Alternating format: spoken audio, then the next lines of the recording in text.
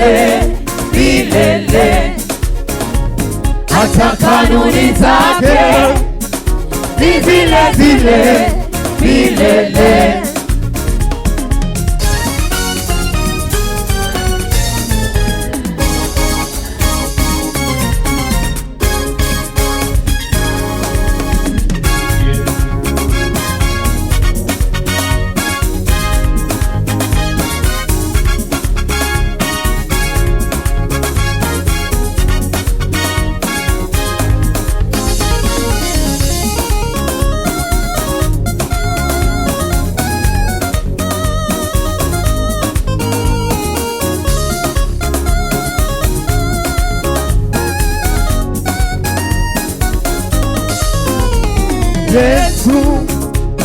Yesu Kristo ni yule yule jana na leo.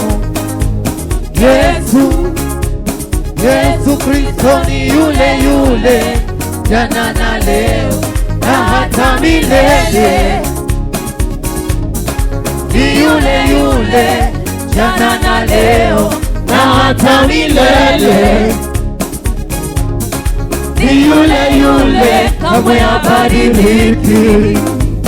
Yesu Kristo ni yule yule jana na leo.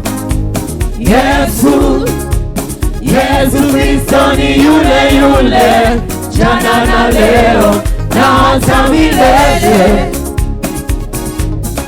Ni yule yule jana na leo na hata milele. Biblia inaposema kwamba Petro akafumbua kinywa chake akasema, hakika natambua kuwa Mungu hana upendeleo, bali katika kila taifa mtu amchaye na kutenda haki hukubaliwa na yeye.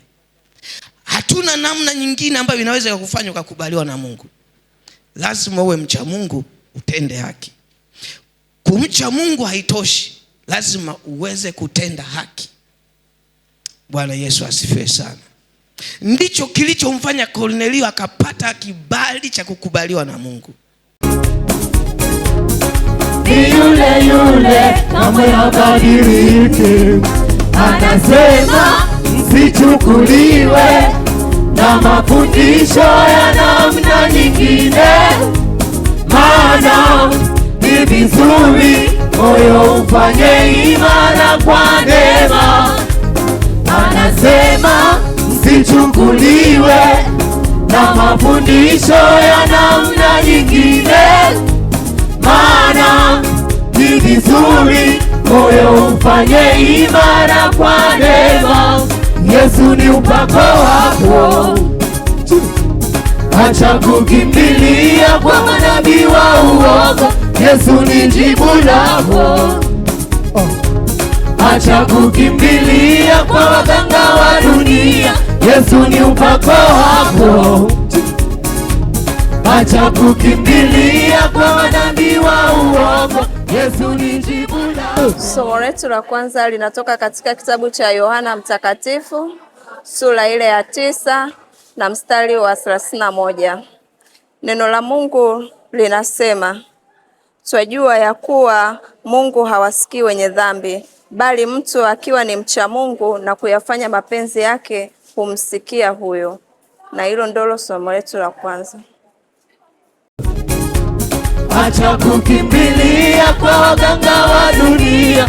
Yesu ni upako wako.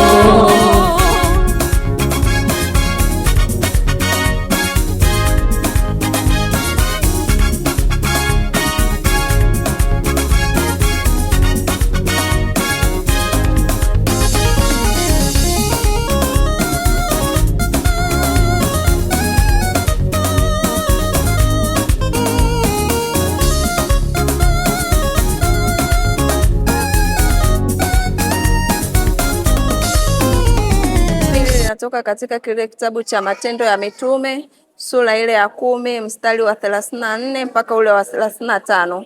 Neno la Mungu linasema, Petro akafumbua kinywa chake akasema, hakika natambua ya kuwa Mungu hana upendeleo, bali katika kila taifa mtu amchaye na kutenda haki hukubaliwa na yeye. Na hilo ndilo somo letu la pili.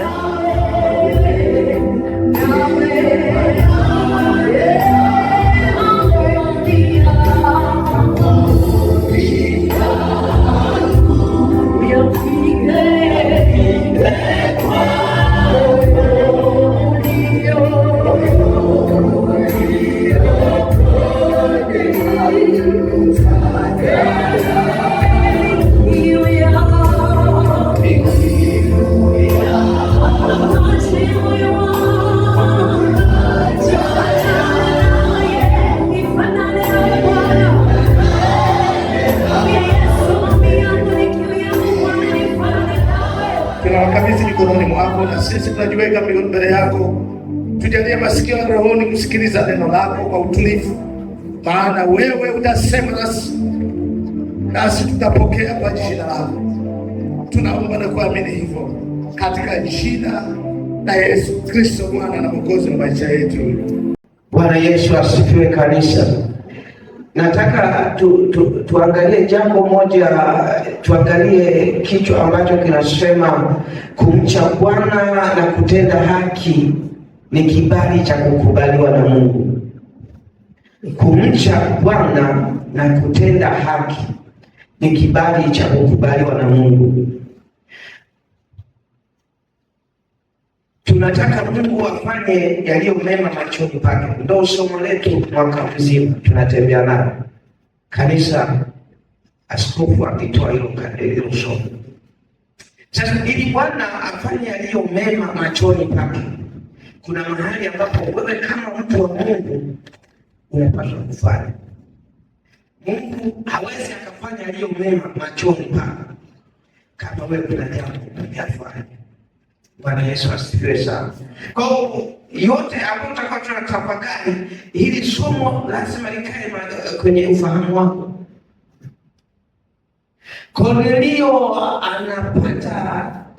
Kornelio anafikia maamuzi, anafikia hatua ya kutuma watu waende. Haikutokea tu kwamba eti Mungu ameamua, malaika akatokea tu ghafla akamwambia tuma watu waende. Haikutokea hivyo. Kuna kitu ambacho Kornelio mtu wa Mungu alikifanya, na katika kufanya kwake, kuenenda kwake, kutenda kwake, alikuwa akifanya, anajua nini anafanya. Mpaka inakuja kufika hiyo siku majira ya saa 9, anamwona mtu mbele yake. Yeye mwenyewe anashangaa kumwona yule mtu. Yule mtu anampa yanayompasa afanye, anampa maelekezo kwamba atume watu kwenda Yafa. Kuna mtu ambaye kuna maelekezo atakuja kumwambia, ambayo Kornelio anapaswa yafanye. Petro aliona hayo ambayo kuna watu wanaona kwenye maono na yeye. Wakati ambao umefika ni muda, ghafla aliona njaa, akaona kwenye maono chakula kinakuja, shuka limebeba chakula cha aina tofauti tofauti. Yeye akasema kwamba kuna chakula sisi hatujawahi kula kwa sababu ni najisi. Mungu akamzuia, akamwambia alichokitakasa Mungu usikiite najisi. Ile nani karudia tena, baadaye ikatoweka, ikachukuliwa mbinguni. Akiwa katika kutafakari, Petro anatafakari hayo ambayo yametokea, anajiuliza tafasiri yake. Ghafla watu wako mlangoni wanabisha hodi, watatu. Afu Roho wa Mungu akamshuhudia, akamwambia kuna wako watu ambatana nao. Kabla hajapata tafasiri ya yale maneno, tafasiri ya ile neno ambalo Mungu malaika ya ile chakula maana yake ni nini, hajapata tafasiri kamili, kuna watu wako mlangoni wamefika. Alafu Roho wa Mungu anamwelekeza, anamsihi aambatane na wale watu. Alipofika ule mstari wa 31 akasema Kornelio, kuna maneno ambayo Kornelio alianza kuyasema. Petro alipofika akaanza kumuuliza, kwa nini mmenileta? Kornelio akasema kwamba malaika alimtokea akimweleza nini ambacho kile ambacho alichokuwa nikifanya Kornelio kimefika mbele za Mungu, na sababu ya kukuleta wewe hapa malaika alinielekeza, ndio maana nikatuma watu waje wakufuate. Petro anashikili wazi ule mstari wa 34 kwamba hakika nimeamini, hakika natambua ya kuwa Mungu hana upendeleo. Kwa nini? Anapata tafasiri sasa ya yale maono ya vile vyakula ambavyo aliletewa. Anapata tafasiri hakika. Yaani pale ndio anapopata tafasiri kwamba anaingia kwa mtu ambaye hawakuwa na ushirika naye, kwa mtu ambaye hawakuwa na ushirika wao na yeye, na ni mtu wa taifa lingine, hawakuwa na ushirika. Lakini kwa mara ya kwanza anaingia kwa wale watu ambao katika tamaduni na desturi zao hawakuwahi kuchangamana. Wayahudi hawakuwahi kuchangamana na watu wa taifa lingine, na ndicho Petro alimwambia. Biblia inaposema kwamba Petro akafumbua kinywa chake akasema, hakika natambua ya kuwa Mungu hana upendeleo, bali katika kila taifa mtu amchaye na kutenda haki hukubaliwa na yeye. Hatuna namna nyingine ambayo inaweza kufanya ukakubaliwa na Mungu. Lazima uwe mcha Mungu, utende haki. Kumcha Mungu haitoshi, lazima uweze kutenda haki. Bwana Yesu asifiwe sana. Ndicho kilichomfanya Kornelio akapata kibali cha kukubaliwa na Mungu. Ndicho kilichomfanya kazi kubwa, mambo makubwa aliyokuwa akiyafanya yalimpelekea Kornelio kubaliwe na Mungu. Lazima utambue pia kwamba mcha Mungu na mtu afanyaye mapenzi ya Mungu, mtu atendaye haki, usikilizwa sana na Mungu.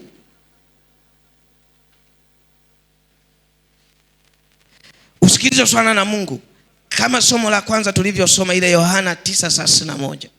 Katika kitabu cha Yohana Mtakatifu sura ile ya 9 na mstari wa 31. Neno la Mungu linasema, twajua ya kuwa Mungu hawasikii wenye dhambi, bali mtu akiwa ni mcha Mungu na kuyafanya mapenzi yake humsikia huyo. Ili Mungu atende yaliyo mema machoni pake, sisi kuna mahali tunapaswa kusimama. Naye Bwana, ili Bwana afanye yaliyo mema machoni pake, kama mstari unavyosema, kama somo linavyosema, afanye yaliyo mema machoni pake, kuna mahali kama kanisa linapaswa kusimama. Mmoja mmoja binafsi unapaswa kusimama. Bwana atakutokea wewe mwenyewe, utamuona Bwana kama Kornelio alivyomuona. Utamuona kama Kornelio alivyomuona. Kanisa litamuona Mungu kama Kornelio alivyomuona. Kanisa litamuona Kornelio. Kwa hiyo kanisa ili limuone Mungu na Bwana afanye mema katika kanisa, atende yaliyo mema katika kanisa, kuna mahali kanisa linapaswa kusimama. Jamii inapaswa kusimama, taifa linapaswa kusimama. Kila mmoja mahali alipo anapaswa kusimama. Mungu atusaidie sana.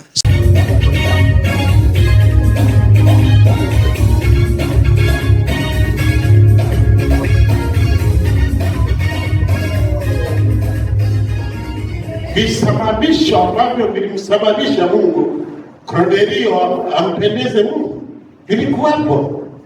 Sasa kwetu, sasa tunaporudi katika ulimwengu wa leo, kuna mambo gani ambayo unaweza kuyaona kwamba yapo mambo ambayo yanamfanya Mungu anitazame kwa mwenye haki?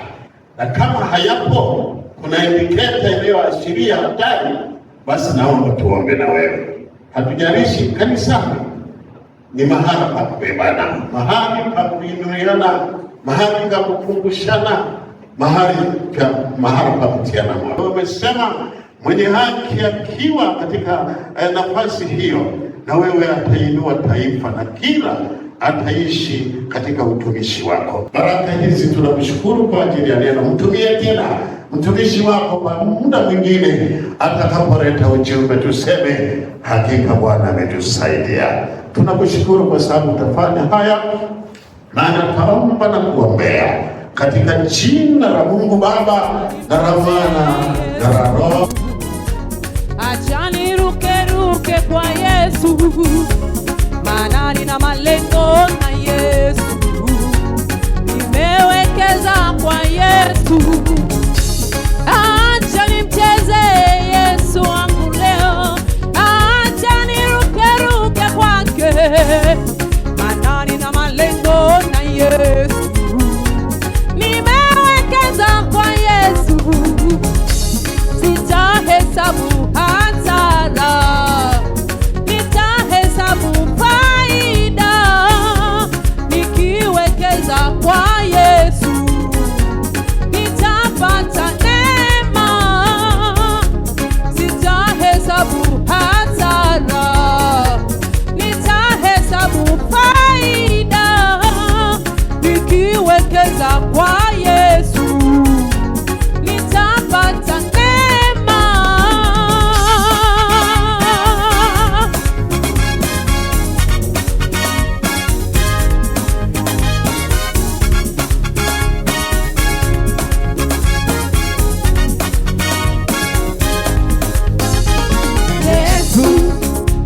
Yesu Kristo ni yule yule jana na leo. Yesu Kristo ni yule yule jana na leo na hata milele. Ni yule yule jana na leo na hata milele. Ni yule yule kamwe habadiliki. Anasema msichukuliwe na mafundisho ya namna nyingine, maana ni vizuri moyo ufanye imara kwa neema. Anasema msichukuliwe na mafundisho ya namna nyingine, maana ni vizuri moyo ufanye imara kwa neema. Yesu ni upako wako. Acha kukimbilia kwa manabii wa uongo. Yesu ni jibu lako. Acha kukimbilia kwa waganga wa dunia. Yesu ni upako wako. Acha kukimbilia kwa manabii wa uongo. Yesu ni jibu lako.